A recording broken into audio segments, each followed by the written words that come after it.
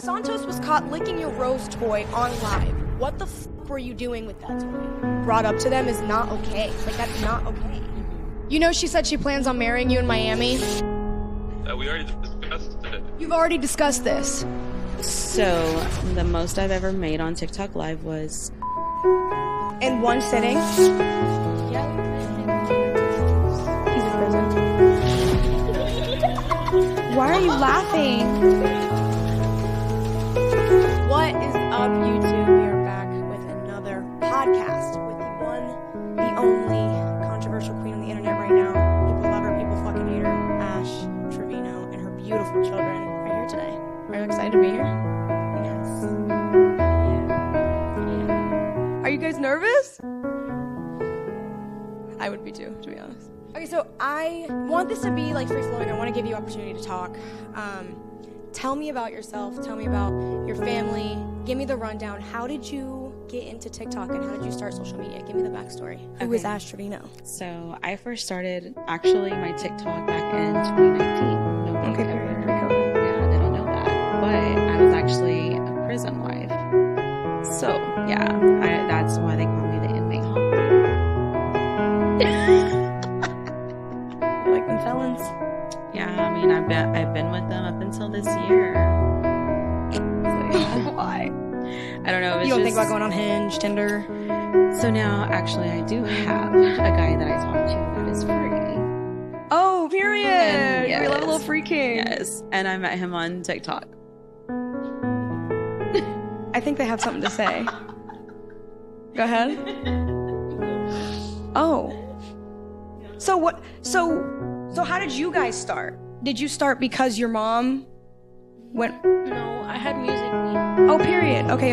So then I had it ever since then. So you started TikTok because of Musical.ly. Yeah. So you do like the little lip sync videos, little dances. Yeah. Okay. And you? I got it after Haley in like 2020 or 2021. And when did you start to notice like a difference in like, okay, I'm doing like there's a difference in, like I'm making a couple TikToks for fun and then actually doing social media and things like that. Is it when your mom started going online? Oh, okay. So it's kind of like mom started it, you guys followed. Okay. And how's that journey been for you guys? Have you guys been recognized any Yeah. in public? Just you guys, or are you with your mom or? Just me. Once I got recognized by myself. I was in a store and someone asked me if I was Ashley Rose daughter, and I said yeah. And she was like, "Can I take a picture with you?" Okay. And so I took a picture with the girl. She was like my age, so I took a picture with her. So yeah. How does that feel? It was scary because I was like away from my family because I wasn't with my mom. I was with my grandma, and my sister, and I wasn't with them, so I was by myself shopping. And because it was her and her mom, so I got scared. But I ended up taking the picture, and then that's when my TikTok started blowing up more. Really? Because I only had like 50,000 followers. It wasn't that much compared to now. So yeah. Congrats on almost making 1 million. Thank I you. I clocked it. So, what would you say is? Come be honest, like, girl, you be causing the motherfucking wrecks. I literally was on live, and the whole thing, like me finding out about you, I kind of heard like Ash Trevino, I'm like, okay, but I was on a different side of TikTok, and so this all started happening when I was watching. I don't know if you know 2K.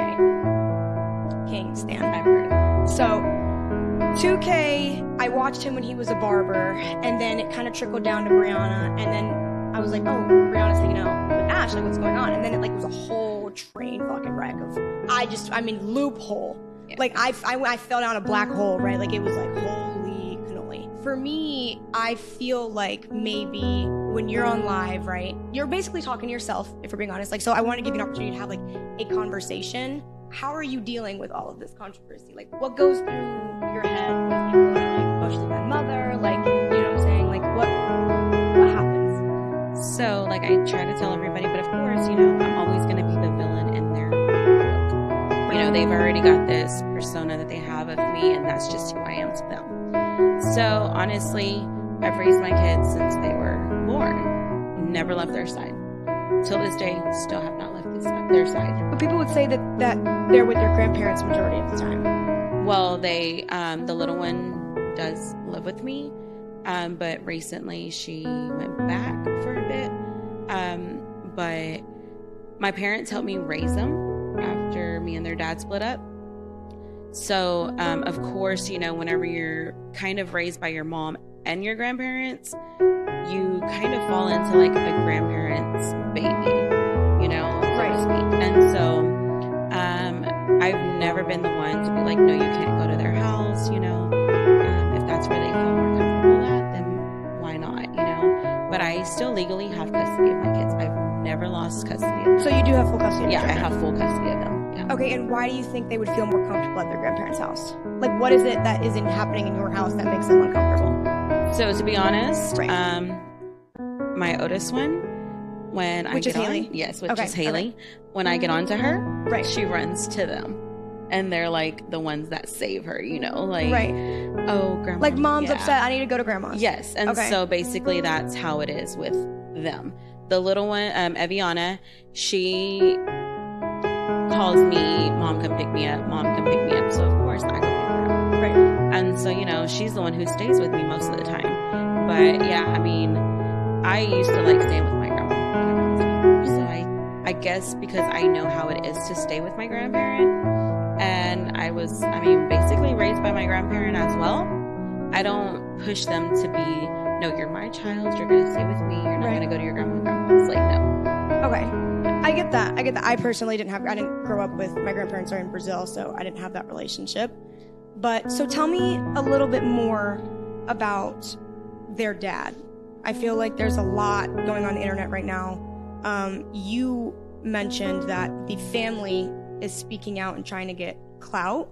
Mhm. Why do you feel that way? Like, what is the story, and why do you feel the family speaking out on it now? Of course, you know, like, and it's not only to him, but it's literally to my other exes as well. There's two more that I'm speaking of. Literally, like, as soon as my name started going across the internet and TikTok, of course, they started coming out with certain stories. Oh, I'm the kid's dad's friend, I'm the cousin, I'm the aunt, whatever. Mm-hmm. I guess, like, now they're trying to get the followers, they're trying to get this, they're trying to get that. But in reality, they weren't there for my kids like they should have been. Okay. Yeah. So you genuinely believe that these people are coming out and telling the story to try and get fame and publicity, and it's not for closure? Basically, because if they really wanted to be a part of my kid's life, why not pick up the phone and say, hey, can I see the kids? My kids have not seen their dad's family since their dad's funeral. And they haven't reached out at all? They have not reached out. They haven't texted your phone? Have they texted you? Is that something you guys desire? Like, do you desire to have a relationship with your dad's side of the family? No, because I'm not close with them. And even if I was, it'd be kind of awkward because I've never been that close with them. Like, since I was little, obviously. But ever since I've grown up, they've never texted me or nothing. And then once I found out about my dad, that's when they started coming and talking to us. And then after the funeral, nothing. Unfollowed us, everything, never talked to us. They unfollowed you guys? On Instagram, my cousins did. And they were the one who told us about the funeral. And then after they unfollowed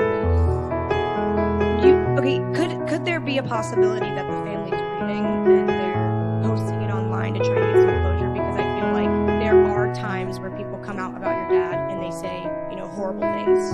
Maybe they're trying to come to the defense. Like, you don't think that could be a possibility, or trying to speak up for him since he's not here to speak up for himself? They're really just trying to get money out of this. Honestly, I don't know what started there.